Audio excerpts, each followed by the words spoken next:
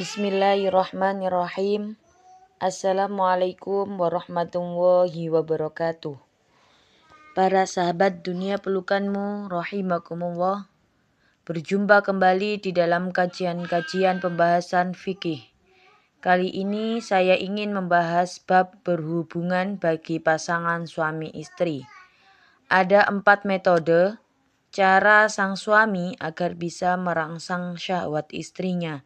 Sampai istrinya banjir tidak hanya cukup 1 kali, mungkin berkali-kali. Artinya, bagaimana seorang suami agar meningkatkan rangsangan syahwat istrinya. Bahkan ini bisa sampai istrinya keluar tidak hanya cukup sekali, mungkin bisa sampai 3 kali. Tentu dengan pasangan halal yakni suami dan istri. Maka untuk trik ataupun untuk tips yang akan saya bacakan di dalam kitab Asrarul Jima. Yang pertama, jangan lupa suami harus membiasakan mengistiqomahkan setiap harinya berdoa memohon kepada Allah Subhanahu wa taala agar dikuatkan melakukan berhubungan dengan istrinya, bahwa yang memberikan kekuatan kepada para suami tentu Allah Subhanahu wa taala.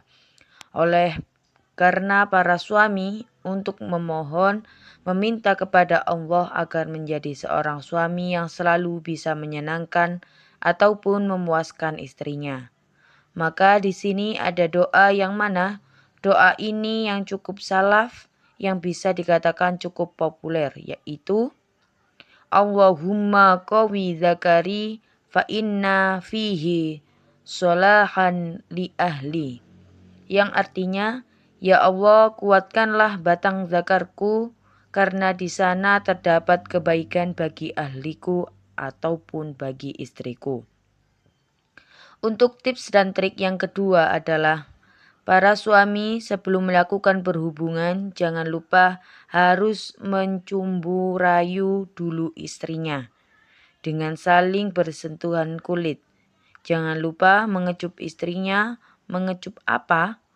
Apa saja yang disenangi istrinya. Kemungkinan yang banyak dilakukan oleh para suami itu tidak bertanya kepada istrinya, harus bertanya kepada istrinya. Dari anggota tubuh manakah yang diharapkan oleh istrinya di dalam mencumbu rayunya dan sentuhan. Kenapa? Jadi, untuk tips yang kedua, wahai para suami, Anda jangan menjadi seorang suami yang egois. Artinya yang mementingkan kesenangan dirinya sendiri. Tetapi kalau ingin sampai istri Anda mendapatkan suatu kenikmatan di dalam melakukan hubungan tersebut, maka seorang suami harus bisa dulu meraba akan perasaan istrinya. Artinya yang pertama, ya harus disenangkan dulu hati istrinya, agar nanti sang istri dengan penuh kesukacita, dengan penuh sukarela dapat juga membahagiakan suaminya.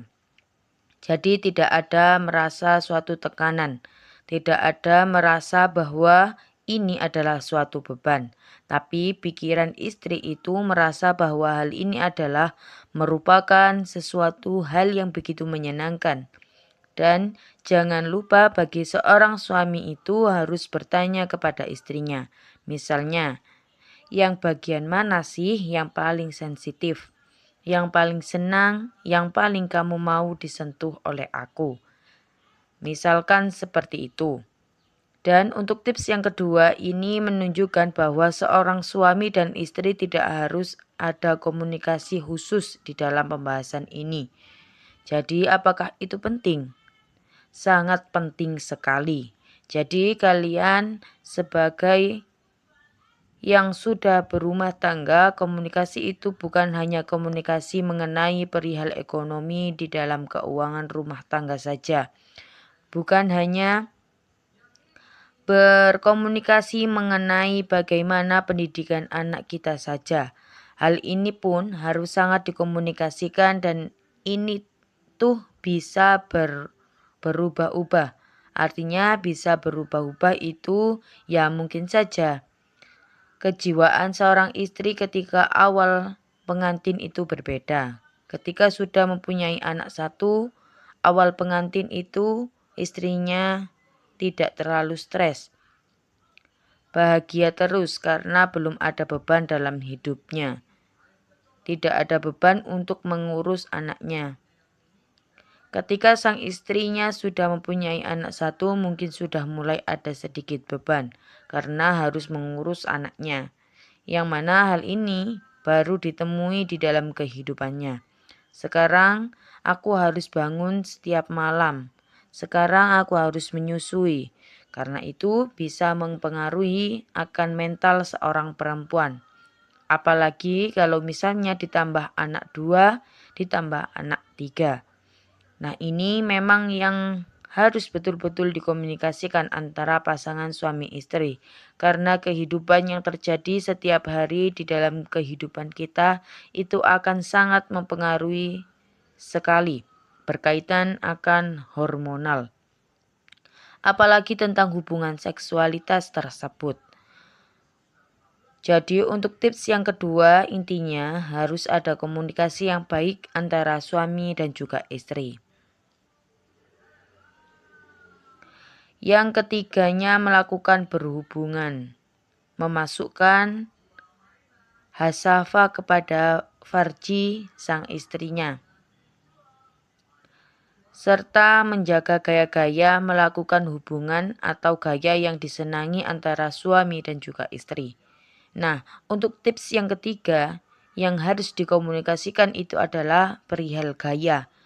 Penting di dalam rumah tangga ketika kita awal berumah tangga karena kita belum berpengalaman berhubungan sehingga gayanya ya begitu saja. Ketika sekarang kita sudah berumah tangga, sudah punya anak 2, punya anak 3, mungkin kita sudah semakin berpengalaman, mungkin jenuh juga nih, misalnya kata istrinya. Dengan gaya itu saja ataupun di ruangan ini saja, maka boleh berimajinasi. Maka sang suami dan istri berkomunikasi yang baik, mencari gaya-gaya yang baru, kecuali memang gaya yang diharamkan oleh Allah. Yang penting memasukkan kepada lubang yang benar, tidak boleh memasukkan lubang yang belakang ataupun memasuki kepada lubang istrinya ketika sedang haid. Hanya itu saja sih yang diharamkan, selain dari itu dihalalkan. Jadi kalian itu mau gaya apa saja itu sebetulnya dihalalkan oleh Allah Subhanahu wa taala, dan tidak ada trik ataupun tips yang ketiga yang disampaikan oleh ulama. Yang keempatnya, jangan lupa seorang suami untuk menyentuh istrinya bagian kedua kacang dadanya yang dimiliki di bagian dada sang istrinya, di sela-sela ketika melakukan berhubungan biologis tersebut dengan modal bergantian. Maka suami akan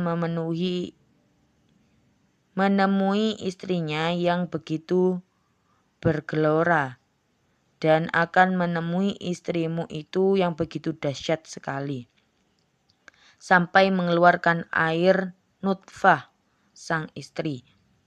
Oke, jadi intinya begini ya. Untuk yang keempat, jangan lupa bagi seorang suami ketika melakukan hubungan biologis tersebut, jangan sampai sang suami melupakan pada bagian dadanya dan juga pada bagian bokong yang dimiliki oleh istrinya. Karena apa? Karena memang di bagian kacang dada yang dimiliki oleh istri tersebut itu sangat besar sekali rangsangannya di sana. Karena memang banyak sekali syaraf-syaraf yang tersimpan di sana. Gelora sang istri pasti meningkat tinggi dahsyatnya ketika memainkan di bagian dada istrinya tersebut. Itu akan lebih memudahkan sekali memuncaknya gairah istrinya. Karena memang di sana Allah menciptakan bagian-bagian syaraf yang cukup besar. Jadi ini adalah ada 4 trik ataupun ada 4 tips yang saya bacakan di dalam Asrorul Jima. Bagi seorang suami yang ingin sekali menyenangkan istrinya sehingga ketika sudah melakukan berhubungan dengan istrinya tidak akan mengalami kekecewaan dikarenakan sang istrinya itu tidak sampai inzal. Istrinya itu tidak sampai keluar menuju kepada puncak kenikmatan tersebut. Oleh itu, ini adalah ilmu yang khusus sebetulnya bagi seorang suami yang diperuntukkan bagi yang ingin menyenangkan istrinya. Jika, wahai para suami mendengarkan ilmu ini, jika Anda diniati beribadah, sekali lagi saya tekankan untuk diniati beribadah, ingin menyenangkan istri Anda, maka ketika Anda mendengarkan ilmu ini akan berubah menjadi suatu ibadah. Semoga tips ini dapat membantu bagi pasangan suami istri semuanya. Wallahu a'lam. Wassalamualaikum warahmatullahi wabarakatuh.